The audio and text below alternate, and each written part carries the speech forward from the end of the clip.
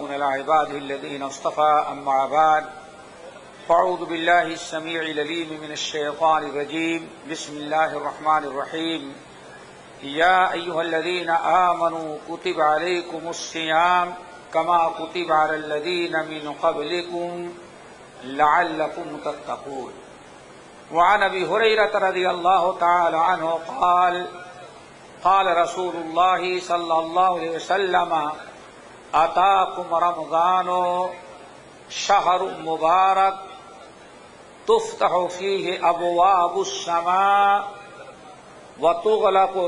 تفتح فيه أبواب السماء وتغلق فيه أبواب الجحيم وتغل فيه مردة الشياطين ولله فيه ليلة خير من 1000 شهر من حرمها فقد حرم الخير كله او كما قال علیہ الصلوۃ والسلام۔ محترم سامعین اور حاضرین، یہ اللہ رب العالمین کا بہت بڑا کرم اور اس کا احسان ہے کہ ہم تمام لوگوں کو یہاں مل بیٹھنے کی توفیق نصیب فرمائی ہے، اور اللہ رب العالمین نے ہم تمام لوگوں پر جو چند فرائض مقرر کیے ہیں ان میں ایک فریضہ ہے اللہ تعالیٰ کا شکر ادا کرنا، اللہ تعالیٰ کے انعامات کو یاد رکھنا، اللہ نے ہم پر کیا کیا احسانات اور مہربانیاں کی ہیں ان کو اپنے مد نظر رکھنا، یاد رکھنا، اور پھر اس پر اللہ تعالیٰ کا شکر ادا کرنا۔ اللہ تعالیٰ نے جو بہت ساری مہربانیاں کی ہیں ان میں سب سے پہلی مہربانی یہ ہے کہ اس نے ہم تمام لوگوں کو انسان بنا کر کے پیدا کیا۔ یہ سب سے بڑا احسان ہے کہ رب العالمین نے ہم تمام لوگوں کو پیدا کیا، انسان بنایا، جو سب سے اعلیٰ مرتبے کی مخلوقات اللہ رب العالمین کے نزدیک ہے۔ وَلَقَدْ كَرَّمْنَا بَنِي آدَمَ وَحَمَلْنَاهُمْ فِي الْبَرِّ وَالْبَحْرِ وَرَزَقْنَاهُمْ مِنَ الطَّيِّبَاتِ۔ اللہ تعالیٰ فرما رہے ہیں کہ ہم نے بنی آدم کو، انسان کو بہت زیادہ معزز اور مکرم بنایا۔ ہم نے اس کے لیے طرح طرح سے سواریوں کا انتظام کیا، جو فضا میں بھی اڑتا ہے اور زمین پر بھی چلتا ہے، والبحر، یہاں تک کہ سمندر میں بھی یہ چلتا ہے، اور پھر اس کے ساتھ ساتھ وَرَزَقْنَاهُمْ مِنَ الطَّيِّبَاتِ، اللہ تعالیٰ نے ہم تمام لوگوں کو پاکیزہ رزق سے نوازا ہے۔ اس کے علاوہ اللہ رب العالمین نے اس قدر ہم پر انعامات کیا ہے کہ رب العالمین فرماتے ہیں وَإِن تَعُدُّوا نِعْمَةَ اللَّهِ لَا تُحْصُوهَا، اے میرے بندو، اللہ نے تم پر اتنے احسانات کیے ہیں، اتنے انعامات کیے ہیں کہ اگر اللہ کے انعامات کو تم شمار کرنا چاہو تو ان کو شمار نہیں کر سکتے۔ اللہ رب العالمین فرماتے ہیں کہ اگر ان انعامات کو تم گننا چاہو، شمار کرنا چاہو تو شمار نہیں کر سکتے۔ انہی بڑے انعامات میں سے ایک بڑا انعام یہ بھی ہے کہ اللہ نے انسان بنانے کے بعد ہم سب لوگوں کو مسلمان بنایا اور ایمان کی دولت سے نوازا ہے۔ یہ بہت بڑا انعام ہے کہ انسان، اگر ایمان انسان کو نصیب ہو جائے اور انسان کو اللہ تعالیٰ ایمان نصیب کر دے، یہ انسان کی بہت بڑی خوش نصیبی ہے۔ رب العالمین نے ہم تمام لوگوں کو انسان بنایا، انسان کے ساتھ ساتھ ہم سب کو مسلمان بنایا، اور پھر اس کے علاوہ بھی اللہ رب العالمین نے یہ جو ہمیں اسلام اور انعام عطا کیا ہے، یہ اتنا بڑا انعام ہے کہ اللہ نے اسلام اور ایمان کو دے کر کے ہمیں مسلمان بن کر کے، یاد رکھنا، ہمیں مسلمان بن کر کے زندگی گزارنے کی جتنی چیزوں کی ضرورت تھی اللہ نے وہ بھی ہمیں عطا کر دیا ہے۔ انسان تو بہت سارے ہیں، کھانا، پینا، پہننا، سونا جاگنا، اتنے کہ تو ساری دنیا انسانوں سے بھری ہوئی ہے، لیکن اس کے علاوہ اللہ نے ہمیں جو ایمان نصیب کیا اسلام، اور پھر اسلام اور ایمان نصیب کر دینے کے بعد رب العالمین نے ہمیں ان تمام چیزوں سے نواز دیا جو ہمیں اسلامی زندگی گزارنے میں جن کی ضرورت اسلامی زندگی گزارنے میں جن کی ہمیں ضرورت پڑتی تھی، اللہ نے وہ ساری چیزیں ہمیں اور عطا کر دیا۔ حجۃ الوداع کے موقع پر اللہ رب العالمین نے اپنے اسی انعام کا تذکرہ کرتے ہوئے فرمایا، الیوم اکملت لکم دینکم واتممت علیکم نعمتی ورضیت لکم الاسلام دینا۔ اے لوگو، ہم الیوم اکملت لکم دینکم، آج ہم نے مسلمانوں تمہارے دین کو مکمل کر دیا، پورا کر دیا۔ وَأَتْمَمْتُ عَلَيْكُمْ نِعْمَتِي، اور ہم نے اپنے انعامات آج تم پر پورے کر دیے، ہر قسم کی نعمتوں سے ہم نے تمہیں نواز دیا۔ وَرَضِيتُ لَكُمُ الْإِسْلَامَ دِينًا، اور پھر اللہ فرماتے ہیں ہم نے تمہارے لیے دین اسلام کو پسند کیا، اور یہی دین ہم نے تمہیں عطا کیا ہے، اور یہی دین مجھے پسند ہے، اس دین کے علاوہ کوئی دین ہمیں اور پسند نہیں ہے۔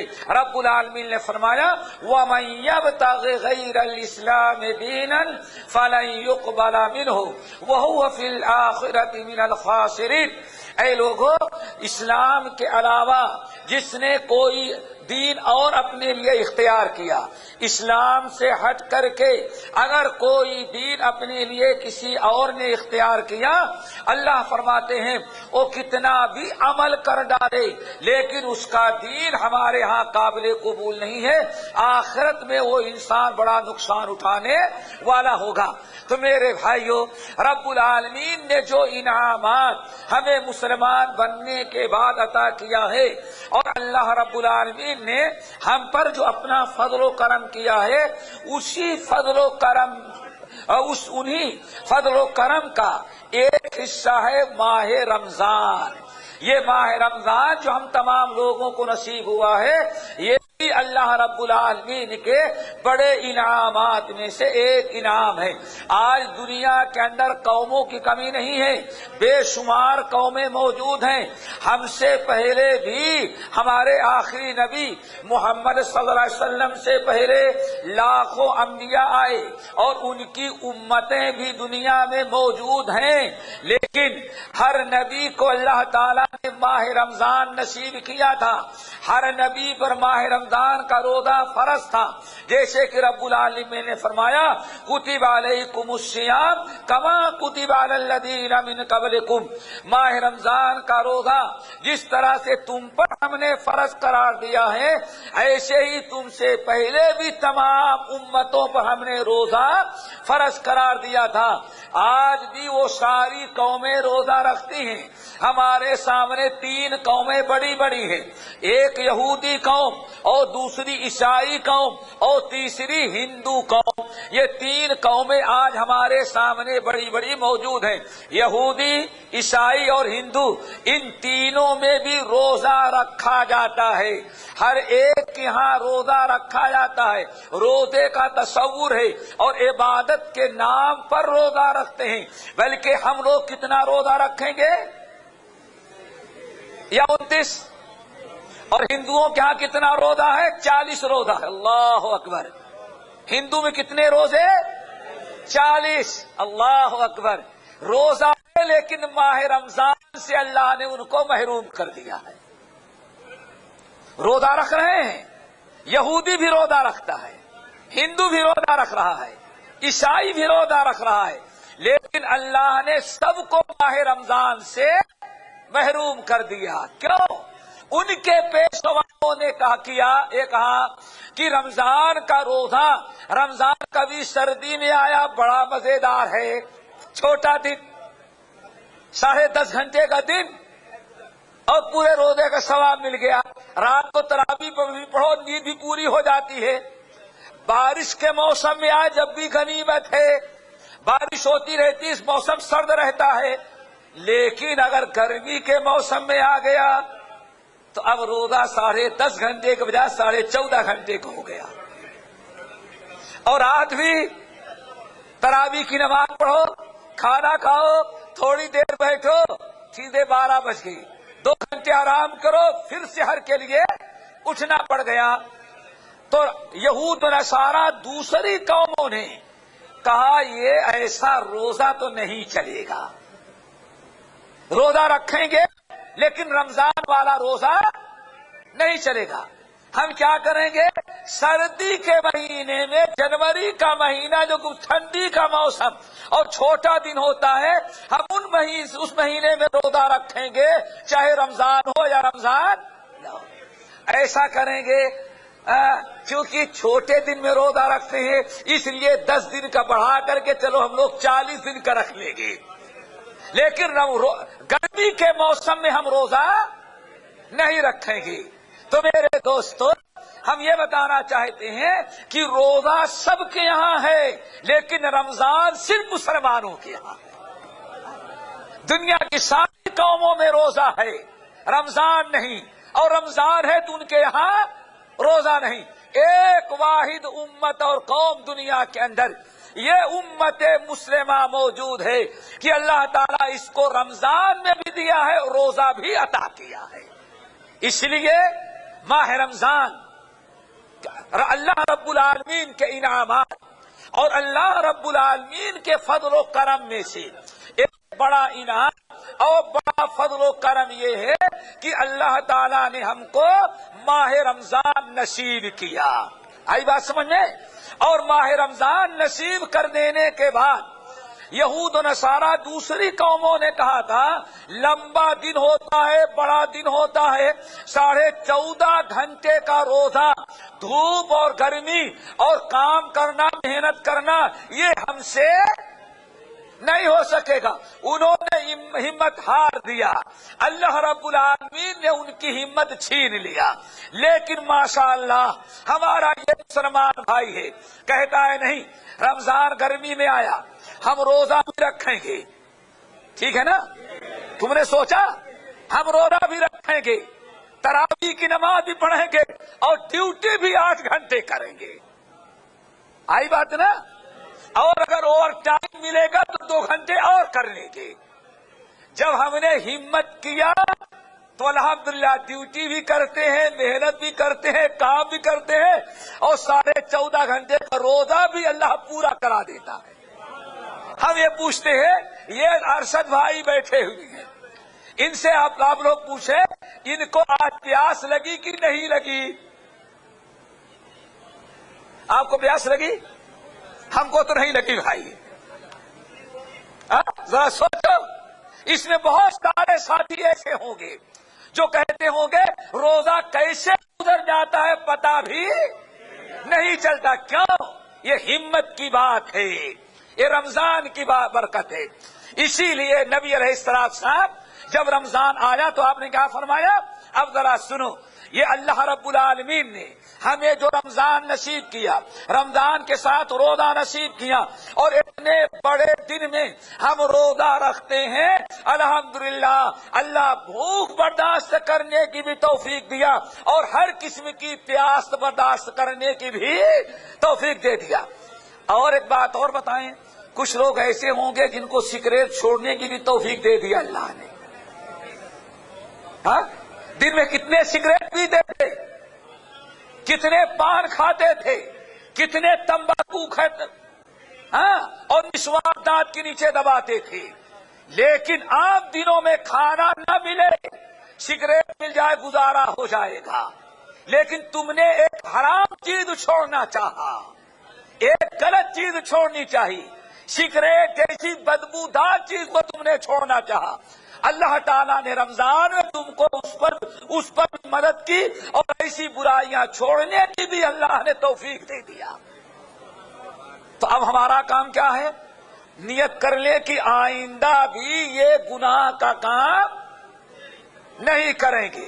اب آؤ نبی علیہ السلام کی حدیث سنو، کس قدر اللہ تعالیٰ نے ہم پر اور آپ پر کرم کیا. حضرت ابو ہریرہ رضی اللہ تعالیٰ عنہ کہتے ہیں ہم لوگ نبی رمضان شروع ہو رہا تھا، اللہ کے نبی علیہ السلام نے ہم لوگوں کو بیدار کیا، ہم لوگوں کو بشارت سنائی اور ہم لوگوں کو خوشخبری دی، اور کیا الفاظ تھے؟ اتاکم رمضان. اب ذرا غور سے سنو، 6 چیزیں اللہ کے رسول نے بیان کیا. فرمایا اے لوگو اتاکم رمضان، رمضان آ چکا ہے، رمضان آ چکا، رمضان شروع ہو چکا. اب رمضان ہے کیا؟ اب رمضان پہچانو، شہر مبارک، شہر مبارک. یہ رمضان جو آیا ہے یہ برکتوں والا مہینہ ہے، ہر قسم کی برکت، کام میں برکت، قوت میں برکت، روزے میں برکت، کھانے پینے میں برکت، ہر چیز میں اللہ نے برکت ہی برکت عطا کر دی. یہ برکت والا مہینہ ہے، پہلی خوبی. دوسری خوبی میرے بھائیو، آپ نے ساتھ فرمایا تفتح فیہ ابواب الجنہ، تفتح فیہ ابواب الجنہ. اے لوگو یہ برکتوں والا مہینہ ہے، اس کی پہلی خوبی کیا ہے؟ برکت والا ہے، مبارک ہے. دوسری خوبی کیا ہے؟ اللہ رسول نے ارشاد فرمایا یہ تفتح فیہ ابواب الجنہ، اس مہینے میں اللہ تعالی جنت کے سارے دروازے کھول دیتے ہیں. یہ دوسری خوبی ہے، جنت کے سارے دروازے کھول دیے گئے. ایک روایت میں کیا آیا؟ فلم یغلق منہا باب، اللہ جنت کا ایک دروازہ بھی رمضان کے مہینے میں بند نہیں کرتا. کیا مطلب ہے؟ یعنی جنت میں جانا بہت ہی زیادہ آسان ہو گیا. دوسرا مطلب کیا ہے؟ جنت کے سارے دروازے آسان کر دیے. جنت تک لے جانے والے سارے اعمال، ساری نیکیاں، کتنی بھی مشکل سے مشکل نیکیاں ہو، اللہ نے رمضان میں مشکل ترین نیکی کو بھی آسان بنا دیا. آئی بات سمجھ میں؟ یہ دوسری خوبی ہے. مشکل سے مشکل عبادت اور نیکی بھی جو جنت تک پہنچانے والی تھی، اللہ کا تقرب حاصل کرانے والی، کتنا بھی مشکل عمل ہو، رمضان میں اللہ تعالیٰ نے مشکل سے مشکل عمل کو ہمارے لیے آسان بنا دیا. اور اگر سمجھنا چاہیں کیسے آسان بنایا، اللہ اکبر، 1-2 گھنٹے اگر کھانا نہ ملے تو خیر نہیں. ذرا سوچو، انسان بھوک برداشت نہیں کر سکتا. کوئی کہتا ہے میں شوگر کی بیماری ہے، کوئی فلاں بیماری ہے، بغیر کھائے چند گھنٹے بھی نہیں رہ سکتا. لیکن لمبا عمل 14.5 گھنٹے کا روزہ اللہ رب العالمین نے ہمارے لیے آسان بنا دیا. دیکھا کیسے آسان بنایا؟ ہر نیکی اللہ نے آسان بنا دیا. اور کیسے آسان بنا؟ ذرا غور کرو. دھوپ میں کام کرتے تھے، آنے کے بعد شام کو جب بستر پر جاتے تو فجر کی نماز پڑھنے کا بھی ہوش نہیں رہتا تھا. اتنے تھکے، اتنے ماندے، اتنے پریشان حال. لیکن جب رمضان آیا تو غیر رمضان میں جو عشاء کی نماز نہیں پڑھ پاتا تھا، اللہ نے نماز اتنی آسان بنا دیا کہ نماز بھی پڑھتا ہے، تراویح بھی پڑھتا ہے، اور 3 بجے اٹھ کر کے سحر پکاتا ہے اور سحر کا کھانا بھی کھاتا ہے. کتنے مشکل سے مشکل اعمال کو اللہ نے ہمارے لیے آسان کرا دیا. یہی مطلب ہے دوستو، وَيُفْتَحُ فِيهِ أَبْوَابُ الْجَنَّةِ، جنت کے سارے دروازے اللہ کھول دیتے ہیں، کوئی ایک دروازہ بھی اللہ جنت کا بند نہیں رکھتا. نمبر 3، اللہ کے نبی علیہ السلام فرماتے ہیں اے لوگو جو رمضان کا برکت والا مہینہ آیا ہوا ہے، یہ تمہارے سامنے کیا لے کر کے آیا ہے؟ ابھی آپ نے سن لیا، پہلی چیز کیا لے کر کے آیا؟ برکت لے کر کے آیا. اور دوسری چیز کیا لے کر کے آیا؟ جنت کے سارے راستے آسان بنا دینے کے لیے آیا ہوا ہے. نمبر 3، آپ نے ساتھ فرمایا وَتُغْلَقُ فِيهِ أَبْوَابُ الْجَحِيمِ، جہنم کے سارے دروازے اللہ تعالیٰ نے بند کر دیا ہے. کوئی ایک دروازہ بھی جہنم کا نہیں کھلا رکھا. کیا مطلب ہے؟ ایک مطلب تو واضح ہے. دوسرا مطلب کیا ہے؟ جہنم تک لے جانے والے اعمال، برائیاں، گناہ، شیطان. کیا تھا؟ شیطان. ہر وہ برائی، ہر وہ چیز جو انسان کو حرام کاری کی طرف لے جاتی تھی، اللہ کی نافرمانی کی طرف، جہنم کا جو کے جتنے راستے تھے، سارے برائیوں کے راستے اللہ نے بند کر دیا. آپ سوچتے ہیں کہ کہاں بند کیا ہے؟ اگر اللہ بند نہ کیا ہوتا تو ہم اور آپ یہاں تک آتے ہی نہیں. کل تراویح کی نماز پڑھی ہے، آسمان والے آئے تھے پڑھنے کے لیے کہ نیچے والے تھے؟ سب نیچے والے. مسجد میں جگہ ملی تھی؟ ہم کو تو نہیں ملی. ذرا لیٹ ہو گئے. رمضان میں شیطان اللہ نے جگہ دیا، برائی کا راستہ بند کر دیا. ایسے تیزی کے ساتھ لوگ مسجد میں پہنچ گئے کہ روڈ تک جو ہے مسجد بھر گئی. کیوں میرے بھائی؟ نماز چھوڑنا جہنم کا راستہ ہے اور نماز پڑھنا جنت کا راستہ ہے. جب برائیوں کے راستے کو اللہ نے بند کر دیا، مسلمان جنت کے راستے پر ٹوٹ پڑا. بس دعا کرو کہ اللہ نے ایک مرتبہ رمضان بھر مسجد میں بلا لیا ہے تو رمضان کے بعد بھی مسجد میں بلاتا رہے. یہ دعا کرو. نمبر 4، 3 چیزیں ہو گئی. رمضان اور کیا لے کر کے آئے ہمارے لیے؟ یہ ماشاءاللہ ارشد صاحب آئے رمضان کے اندر، یہ اسٹیج لے کر کے آئے، یہ کیمرے لے کر کے آئے، یہ کرسیاں لے کر کے آئے، اور یہ سارا خیمہ لے کر کے آیا. رمضان آیا تو کیا لے کر کے آیا؟ رمضان آیا. چوتھی چیز، 4 ہو گئی نا؟ 5ویں چیز کیا لے کر کے آیا؟ چوتھی چیز کیا لے کر کے آیا؟ وَتُغَلُّ فِيهِ مَرَدَةُ الشَّيَاطِينِ. شیطان آیا تو رمضان آیا تو اللہ نے جتنے شیاطین تھے سب کو قید کر دیا، اور ایسا قید کیا ہے کہ ان کمبختوں کی ضمانت بھی نہیں ہے. اگر ابلیس ضمانت سے بھی چھوڑنا چاہے تو اللہ ان کو چھوڑنے والا نہیں ہے. سارے شیاطین جکڑ دیے گئے ہیں. اب ہاں، ایک شیطان اور ہے جس کو اللہ نہیں جکڑتا، اس سے ذرا ہوشیار رہیں. آج بات سمجھ میں نا؟ ابلیس کے جتنے چیلے شیطان تھے سب کو تو اللہ نے جکڑ دیا تاکہ آپ کو نیکی سے روک نہ سکے اور جہنم کے قریب نہ لے جا سکے. لیکن ایک شیطان جو دوسرا ہے، اللہ اس کو نہیں جکڑتی، اس کو ایک قیامت کے دن اکٹھا ہی جہنم میں جکڑیں گے. وہ کون ہے؟ آپ کا وہ دوست جو آیا کہ چلو فلم دیکھنے کے لیے چلیں. آج بات سمجھ میں؟ ابلیس کا جو چہرہ ہے وہ تو بند کر دیا، لیکن انسان جو خود شیطان بن جائے وہ کھلا ہے. وہی آپ کو جماعت سے روکے گا، وہی آپ کو روزے سے روکے گا، وہی آپ کو تلاوت قرآن سے روکے گا، وہی آپ کو رمضان کی راتوں میں گھومنے کے لیے برائی کے اڈے پر لے جائے گا. اس لیے اس سے اپنے آپ کو خود بچائیے. نمبر 5، اللہ کے رسول نے فرمایا اور کیا رمضان لے کر کے آیا؟ وَفِيهِ لَيْلَةٌ خَيْرٌ مِّنْ أَلْفِ شَهْرٍ.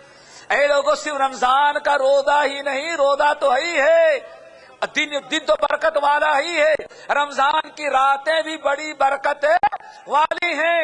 اللہ تعالیٰ نے ماہ رمضان کی راتوں کو بڑی برکت والی راتیں بنایا ہے.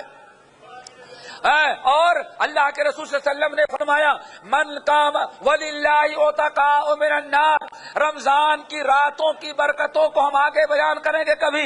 آج صرف ایک برکت آپ ارشاد فرماتے ہیں، رمضان جس دن سے لگتا ہے، شروع ہوتا ہے، رمضان کا چاند نکلا تو رمضان کی راتوں کی برکتوں میں سے ایک برکت یہ ہے کہ رمضان کی پہلی ہی رات سے بے شمار انسان جو گناہ کر کے جن پر جہنم واجب ہو چکی تھی، اللہ تعالیٰ ایسے بے شمار لوگوں کو جہنم سے آزاد کر دیتی ہے۔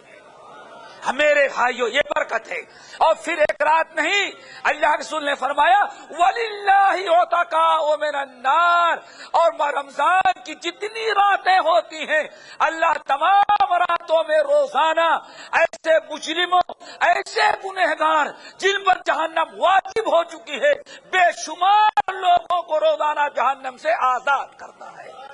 تو رمضان کی راتیں بھی بڑی برکت والی ہیں، اور رمضان کی راتوں میں خصوصیت کے ساتھ دوستو ایک رات وہ ہے جس کا تذکرہ اللہ رسول نے اس حدیث میں بیان کیا، فرمایا وَفِيهِ لَيْلَةٌ خَيْرٌ مِّنْ أَلْفِ شَهْرٍ، اے لوگو ماہ رمضان جو آیا ہے اپنے ساتھ ایک ایسی رات لے کر کے آیا ہے، اس مہینے میں ایک ایسی رات ہے کہ اس ایک رات کی عبادت 1000 مہینوں کی عبادت سے افضل اللہ نے بنا دیا ہے۔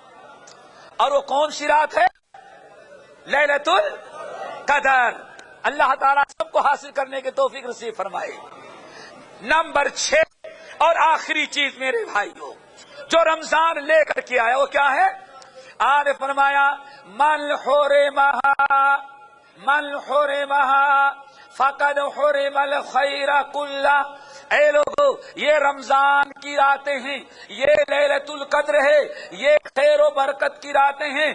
اگر کوئی انسان دنیاوی کاموں میں مشغول رہ کر کے، سونے میں، کھیلنے میں مشغول رہ کر کے، فضول چیزوں میں مشغول رہا، اور لیلۃ القدر اور رمضان کی راتوں سے اگر وہ فائدہ نہ اٹھا سکا، لیلۃ القدر کی اور رمضان کے راتوں کی اگر خیر و برکت سے وہ محروم ہو گیا، تو آپ نے فرمایا سمجھو پورے زندگی بھر کی خیر و برکت سے بدبخت محروم ہو گیا۔ اس لیے کوشش کرو کہ رمضان کی راتیں ہماری رائے گاہ نہ جائیں، لیلۃ القدر ہماری ضائع نہ جائے۔ ہم تلاوت کے ذریعے، ذکر اذکار کے ذریعے، توبہ استغفار کے ذریعے، عبادت کے ذریعے، نوافل کے ذریعے فضول چیزوں سے بچ کر کے ان نیک کاموں میں اپنے آرات کو مشغول کریں گے تو انشاءاللہ رات ہماری کامیاب گزرے گی۔ یہ 6 چیزیں اس حدیث میں بیان کی گئی ہیں۔ اللہ ہم سب کو انہیں یاد کرنے اور ان پر عمل کرنے کی توفیق نصیب فرمائے۔ اقول قولی ھذا واستغفر اللہ من کل ذنب واتوب الیہ۔ کافی ہے؟ چلو دیکھ لو جیسے ہو۔ ایک منٹ وہ کریں، کچھ سوال ہے؟ سوال کریں۔ جی ہاں سوال ہے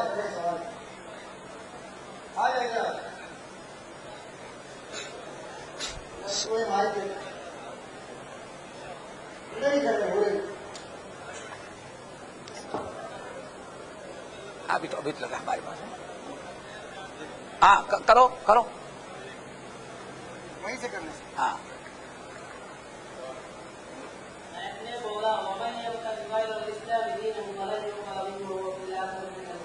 جی دوسرا جگہ میں اللہ نے کہا لا الہ الا اللہ، اس کو اگر سمجھا کر بولو۔ سمجھ گئے؟